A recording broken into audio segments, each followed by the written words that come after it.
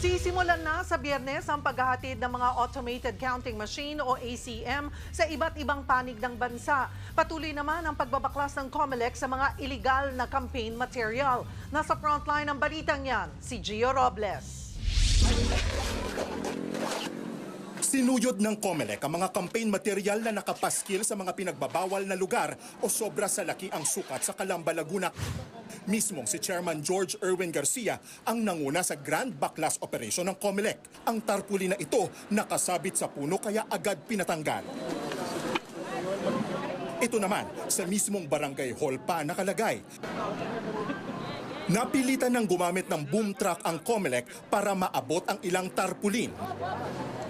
Gaya niya na isinabit sa taas ng isang waiting shed. Idodonate sa BJMP ang mga illegal na campaign material para ipa-recycle. Sa unang pagkakataon, ipinasilip ng COMELEC sa media ang mabusising accuracy test sa mga automated counting machine o ACM bago i-deploy simula sa Biyernes, April 4.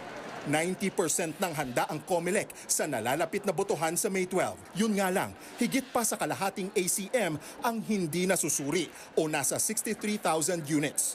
Sa kabila nito, kampante si Garcia na matatapos ng COMELEC ang end-to-end testing sa mga makina, kabilang ang mga SIM card at USB na gagamitin para gumana ng maayos sa mga ACM.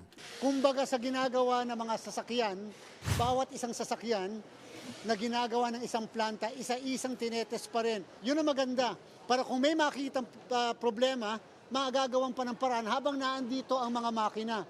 Sakaling magka-problema sa mga ACM, may 11,000 na backup units ang COMELEC o 10 makina na naka-standby sa bawat probinsya. Ito raw ang pinakamaraming contingency machines na inihanda ng COMELEC para masigurong walang aberya sa mismong eleksyon. Sunod naman na pinasilip ng COMELEC ang ilang official ballots na handa ng i-deliver. Sa ngayon, nasa 12 milyon na balota ang isa sa ilalim pa sa verification para matiyak na nababasa ito ng mga ACM. Sa April 20 ang rollout ng mga official ballot. Ito ang warehouse ng COMELEC dito sa Santa Rosa, Laguna kung saan nakaimbak ang mga official ballot na gagamitin sa May 12 elections. Ayon sa COMELEC, handa na ang ilan sa mga balota na maipadala sa iba't ibang bahagi ng bansa at prioridad o uunahin nga daw dyan ay ang Bangsamoro, Caraga at Batanes. Ayon sa batas, ang mga provincial, city at municipal treasurers ang tanging papayagan na tumanggap ng mga balota at ACM. Samantala, nagbabala ang COMELEC na posibleng isa-ilalim sa kontrol nito ang ABRA. Ito'y kasunod ng tumataas na kaso ng election-related violence sa probinsya. Sabi ni Garcia, isa ito sa mga tatalakayin nila sa susunod na unbanked session ng COMELEC sa Miyerkules. Don't test the patience of the Commission as far as this province is concerned. We place ABRA under COMELEC control in 2022. We place ABRA under COMELEC control in the barangay and SK elections. We will not hesitate to place ABRA under COMELEC control.